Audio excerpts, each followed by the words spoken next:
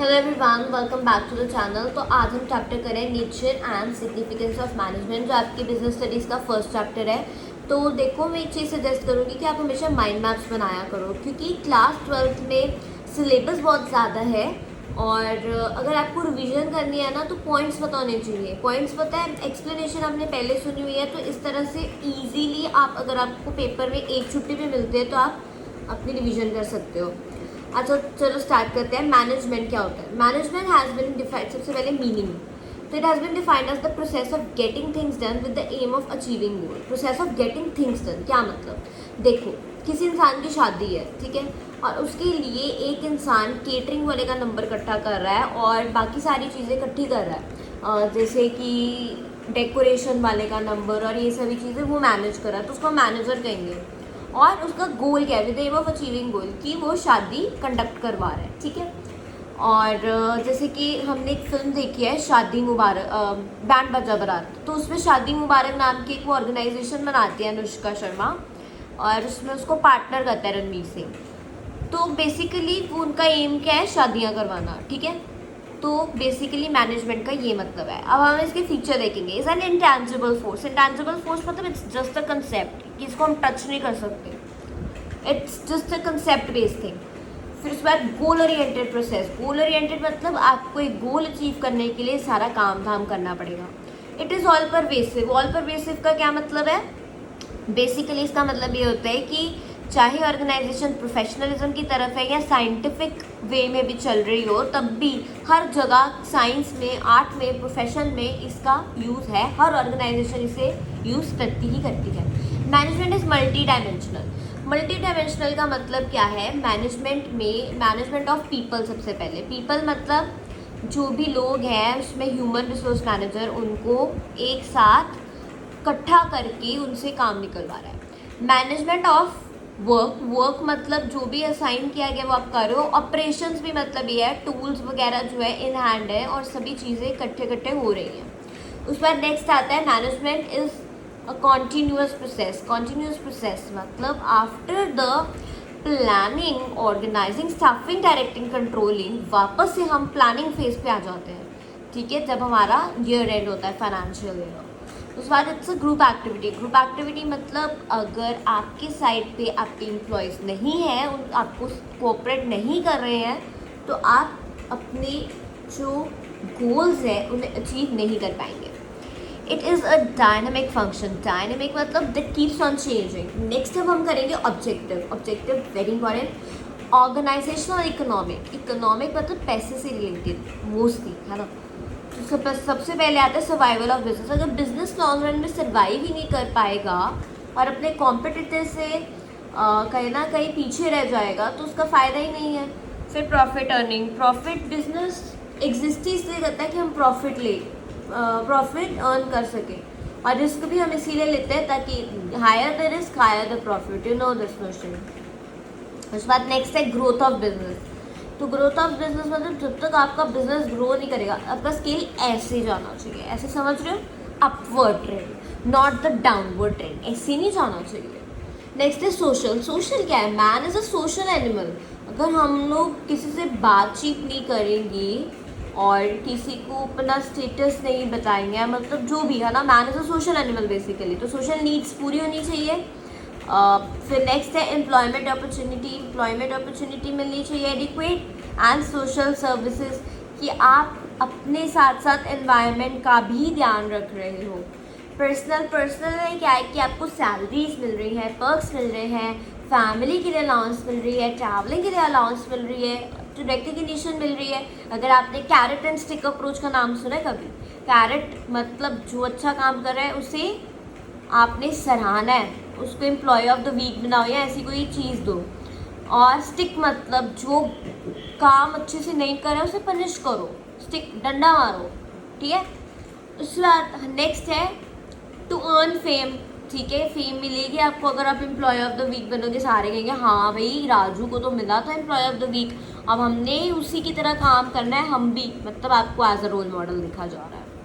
Expansion in market, ताकि आप market को कैप्चर कर पाओ, आपकी एक रेपुटेशन बन पाए, ठीक है। नेक्स्ट है इम्पॉर्टेंस। इम्पॉर्टेंस में management helps in achieving group goals. Group goals मतलब सभी के कोई ना कोई गोल्स होंगे। किसी का होगा कि हमारे को अपनी सैलरी बढ़वानी है, किसी का होगा कि मेरे को फेम लेना है, किसी का होगा मतलब जो हमारे जो सीईओ और सीएफओ है कि हमें शेयर होल्डर्स को खुश करना है। तो ये सभी के जो गोल्स हैं उन्हें कोलैबोरेट कर देता है। फिर मैनेजमेंट इंक्रीज एफिशिएंसी। एफिशिएंसी और इफेक्टिव को याद करने का सबसे अच्छा तरीका है, एफिशिएंसी में आते हैं सी। सी इज रिलेटेड टू कॉस्ट, मतलब maximum profit at minimum cost. और इफेक्टिव का क्या मतलब है, टी। इफेक्टिव मतलब टाइमली, ठीक है, इससे आप याद रख सकते हो जिनको कन्फ्यूजन होती है। Management creates dynamic organisation. Dynamic का क्या मतलब है, बिजनेस जो है वो आए दिन चेंज होता रहता है। क्यों? क्योंकि कंज्यूमर्स को कभी कुछ चाहिए, कभी कुछ चाहिए। जैसे फैशन चल रहा है क्रॉप टॉप्स का, ठीक है, एक टाइम आएगा, एक टाइम था कि स्लिम फिट जीन्स चलती थी, अब वाइड लेग जीन्स चलती हैं। That's what I am trying to say over here. फिर इसके बाद है management helps in development of society. Obviously मैंने कहा था कि सोशल ऑब्जेक्टिव को भी फुलफिल करना है। तो अब जब हम सोशल ऑब्जेक्टिव को फुलफिल करेंगे तो कुछ होते हैं कि डोनेशंस देते हैं, चैरिटी करते हैं, स्पोर्ट्स टूर्नामेंट करवा देते हैं स्पॉन्सर। क्यों? ताकि उनका सोसाइटल जो है बिजनेस एनवायरनमेंट को देखते हुए सोसाइटल वेलफेयर भी साथ साथ कोऑर्डिनेट हो रहा है, ठीक है। अभी हम नेक्स्ट करेंगे management as an art. Okay, why management is an art. सबसे पहले एग्जिस्टेंस ऑफ थ्योरेटिकल नॉलेज। अगर हम थ्योरेटिकल नॉलेज की बात करें तो आर्ट में थ्योरेटिकल नॉलेज होता है, डांस है, म्यूजिक है, तो उसकी एक थ्योरी भी होती है ना। आपको ताले कराई जाती है, ता दिन दिन दा दिन क्यों करवाई जाती है? इसलिए करवाई जाती है कि प्रैक्टिकल के साथ साथ theoretical knowledge is a must. और अगर हम मैनेजमेंट की बात करें तो MBBS, MBA या फिर हमारे पास BBS होता है, या BBA जो होती है उसके अंदर थ्योरेटिकल नॉलेज भी आ जाती है। फिर पर्सनलाइज्ड एप्लीकेशन। अगर एक डांसर की बात करें तो कोई क्लासिक कर रहा है, क्लासिकल कर रहा है, कोई मॉडर्न बैलेट फॉर्म कर रहा है या कुछ कर रहा है, और सभी का ना एक तरीका अलग होता है एक्टर का। कोई आप देखोगे अपने रोल्स के अंदर एक्सप्रेशन बहुत लेके आ रहा है। तो पर्सनलाइज्ड एप्लीकेशन मतलब it depends upon person to person. उसी तरह मैनेजमेंट है यार, कि कोई किसी का मैनेजमेंट का तरीका ये होएगा कि भाई मैंने टाइमली काम कराना है, किसी का ये होएगा कि मैं सारा कॉस्ट पे ही फोकस कर लूँ, यार कॉस्ट जो है वो कम है और प्रॉफिट सबसे ज़्यादा है। फिर based on practice and creativity, मतलब कि क्रिएटिव होना है, किसी सबसे हमें कुछ हटके करना है। मैनेजमेंट एज अ साइंस, अच्छा इसको हम आर्ट कह सकते हैं, इसको हम साइंस कह सकते हैं नहीं। ये हम पहले पॉइंट्स पढ़ेंगे। सिस्टमेटाइज्ड बॉडी ऑफ नॉलेज की प्रॉपर रूल्स होते हैं जिसको देखकर हम कुछ करते हैं। Principle based on experiment. Experiment मतलब जैसे साइंस में हम बेसिकली देखते हैं कि सोडियम पोटेशियम ये सब जब मिक्स हो रहे हैं तो क्या बन रहा है, एक्सपेरिमेंटेशन पे होती हैं कुछ चीज़ें। फिर universal validity of principle, this is applicable. बाकी ऊपर वाले जो दो हैं somehow not fully present but partially present है मैनेजमेंट में भी। तो आप ये कहेंगे कि management is a soft science या फिर अ सोशल साइंस, ये लेके आना पेपर में। Well define. अब प्रोफेशन की बात करेंगे, मैनेजमेंट एज अ प्रोफेशन। देखो यार ऐसे ही बनाना फ्लो चार्ट्स पेपर में भी इसको इंकलकेट करने की कोशिश करो, क्योंकि ना बंदे को लगता है यार आपको प्रिसाइज्ड नॉलेज नहीं है, आपको नॉलेज है अच्छे से। और टीचर्स का क्या होता है ऐसे कि जब चेक कर रहे होते हैं आंसर्स तो वो कई बार आपका पूरा आंसर नहीं पढ़ेंगे, जस्ट हेडिंग्स पढ़ेंगे, तो उनके लिए भी ईजी होगा अच्छे से अगर आपने इस तरह से प्रेजेंट किया होगा। अब नेक्स्ट है well defined body of knowledge.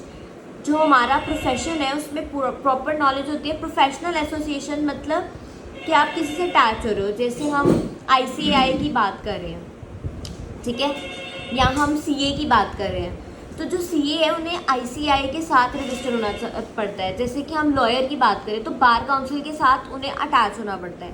Ethical code of conduct. Ethical code of conduct मतलब डॉक्टर्स जो है एक ओथ लेते हैं, ठीक है। उसी तरह मैनेजमेंट, अब ये जो चीज़ें हैं ना मैनेजमेंट करने के लिए, ये कोई भी कर सकता है। प्रोफेशनल एसोसिएशन का क्या मतलब है, मैनेजमेंट कोई भी कर सकता है। आपने BCom BBA ये सभी करना है तो आपको नॉलेज आ जाएगी। एथिकल कोड ऑफ कंडक्ट नहीं होता है इसमें, so it's not fully present. और एक और चीज़ यार, आप एक एक्स्ट्रा पॉइंट यहाँ पे ऐड कर लो, रिस्ट्रिक्शन। रिस्ट्रिक्शन का क्या मतलब है कि परसेंटेज के हिसाब से, या एक डिग्री होनी चाहिए आपके पास, तो उस on the basis of that, जैसे बार काउंसिल है हमारा, है ना, लॉ का, तो वो रिस्ट्रिक्ट कर देगा अगर आप उनके साथ अटैच नहीं हो। अच्छा, नेक्स्ट है लेवल्स ऑफ मैनेजमेंट। तो 3 लेवल्स हैं, आपने पेपर में ये ट्रायंगल बनाना है। सबसे पहले top management. Top management board of director, chairman, president, ये वो लोग हैं जिन्होंने सारे प्लान्स डिवाइस करने हैं, और यही लोग हैं जिन्होंने सारा कुछ देखना है कि हमारी प्लानिंग प्रॉपर है।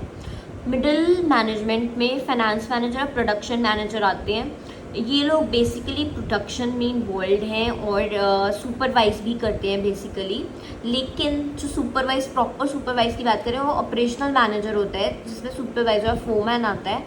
ये लोग लोअर लेवल जो आपके क्लर्क्स होते हैं या फिर पीएन होते हैं उनके साथ भी अटैच्ड होते हैं। अब नेक्स्ट है प्लानिंग। प्लानिंग का मतलब है एक black and white layout decide करना, determining in advance what to do. Organising मतलब assigning duty that you have to do this and you have to do that. Staffing का मतलब है to assign right job to the right person, ठीक है, मतलब उनकी capabilities के हिसाब से।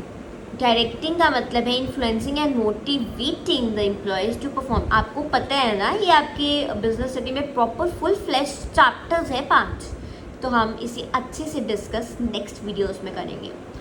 फिर इसका मतलब इन्फ्लुएंसिंग मतलब कैसे मोटिवेट करना है उनको, वो आप सैलरी देके नॉन इकोनॉमिक जैसे होते हैं, या जो एक मॉनेटरी बेस्ड इंसेंटिव्स होते हैं और एक नॉन मॉनेटरी होते हैं, तो वो देकर।